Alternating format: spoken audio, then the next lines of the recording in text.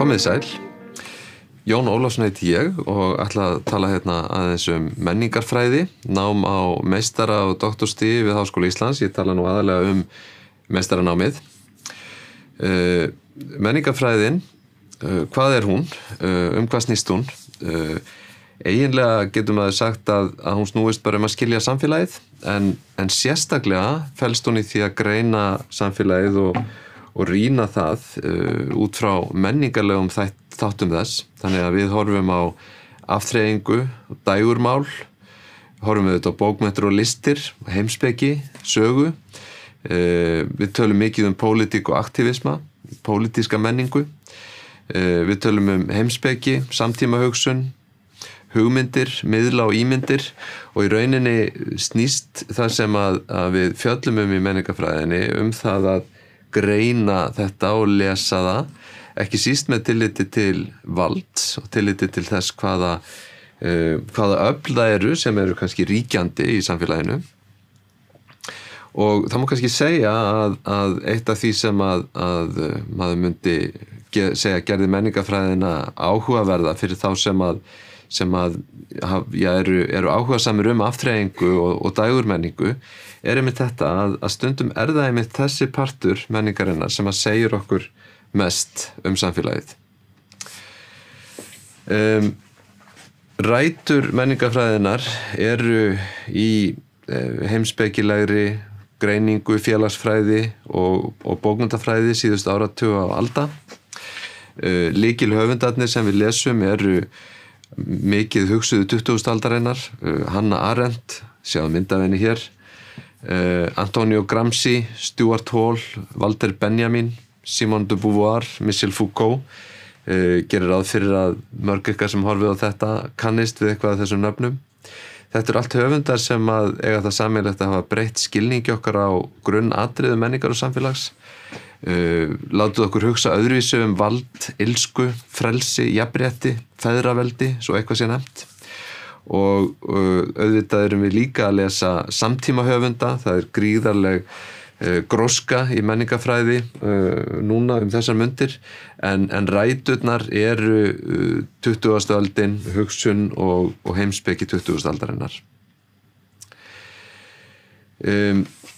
Menningarfræðin snýst auðvitað ekki síst miðla og það sem að við höfum mikið verið að fjalla og gera bæði í náminu og þau okkar sem að stunda rannsóknir á þessu sviði að fjalla umbyltingar og félagslegar breytingar, senda frá nýjum miðlum, nýjum boðleiðum. MeToo-byltingin frábært dæmi þetta. Hvernig hægt að skilja það sem að gerðist í kringum hana, hvers vegna höfðu samskipti og félagsmiðlum, yfirlýsingar, svona gríðarleg áhrif og það vekur þessar spurningar, hvað það hvað öfl það í samfélaginu sem að leiða til grundvallarbreytinga, hvað það sem getur umbylt feðraveldi, rótgrónu feðraveldi samfélagsins og líka oft kannski sjáum við það í gegnum menningargreiningu hvernig það sem við höldum að sé farið ekki farið. Við höldum stundum að það sé búið að ná miklu meiri árangri í sambandi við jafnrétti eða lífskjör heldur en raunin og svo sjáum við hlutina ganga tilbaka og það menningarfræðin sem oft nær að greina þetta betur en aðrar greinar. Samsetning námsins hjá okkur á meistarastigi þannig að allir nemendur taka 2 svona grunnnámskeið, annars vegar menningarfræði, þjóðfélagsrýni og svo menningu og andof sem að hafa bæði hugmyndasögulega og samtíma þætti. Nemendur taka líka 4 rannsókna málstofur sem eru breytilegar og þar reynum við að beina sjónum að hlutum sem eru efst á baugi í menningunni, samfélaginu og fræðunum hverju sinni.